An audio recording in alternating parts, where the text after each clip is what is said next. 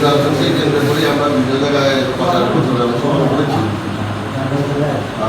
আপনারা এই এলাকার নিশ্চিত দুর্গ, আপনারা সবাই আন্তরিকভাবে আপনাদের প্রচেষ্টায় আমরা এই ওয়ার্ডের বিপুলের ব্যবহার জয়লাভ করেছি। এই জন্য আপনাদের সবাইকে ধন্যবাদ জানাচ্ছি। আপনারা জানেন, বেশিরভাগ উত্তর বাংলাদেশে বাংলাদেশ জাতীয় দল সুষ্ঠু নির্বাচনের মাধ্যমে ক্ষমতায় এসেছে। বর্তমান সরকার দেশের উন্নয়নে অবিরাম কাজ করে যাচ্ছে।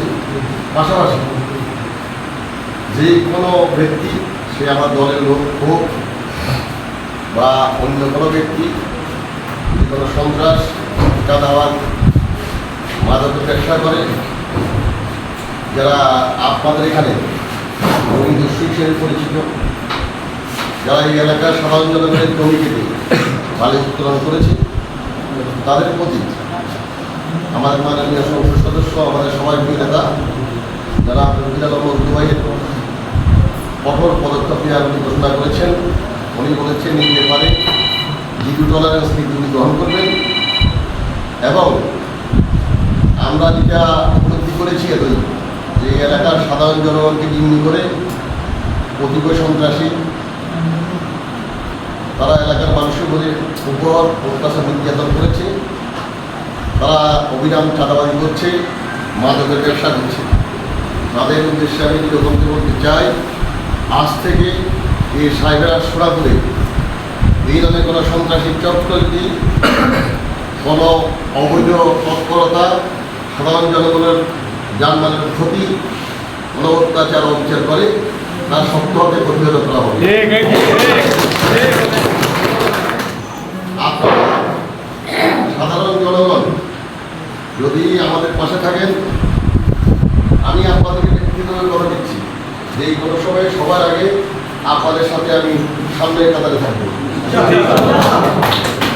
আপনাদেরকে আরো আশ্বস্ত করতে চাই, এই এলাকার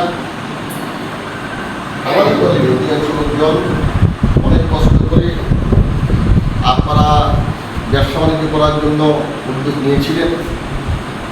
আইনি বিভিন্নতায় এখন আপনারা করছেন। আমরা আমাদের এমপি সাহেব আপনাদের যাতে করে সুস্থ এবং ন্যায়গতভাবে, যেটা কোনো অনৈতিক কাজে কখনো কষ্ট দিবেন না। আপনারা যদি বৈধভাবে ব্যবসা করতে চান, উনি আপনাদেরকে সহযোগিতা করবেন এবং সেই নিরিখে উনি কাজ করে যাচ্ছেন। এলাকার বেকার যুবক থেকে উনি কর্মসংস্থানের ব্যবস্থা করবেন। আর যারা পাশাপাশি যারা ব্যবসা বাণিজ্য করতে চান, তাদের ব্যবসা বাণিজ্য সুযোগ করে দেবেন। আমি ওনার একজন ক্ষুদ্র কর্মী হিসেবে আপনাদের আমরা আশ্বস্ত করতে চাই, যদি আপনারা সবাই এক থাকতে হবে, আপনারা যদি এক থাকেন, এক সন্ত্রাসী বাহিনীকে প্রতিহত করা আমাদের পক্ষে একেবারেই সহজ একটা ব্যাপার এবং আমরা তাদেরকে কঠোরস্থ দমন করবো ইনশাআল্লাহ। ঠিক আছে, আপনারা সবাই, আমি আসলে আসছি আপনাদের এখানে আজকে চা খাবো, আজকে যাই, আপনার সাথে দেখা হবে।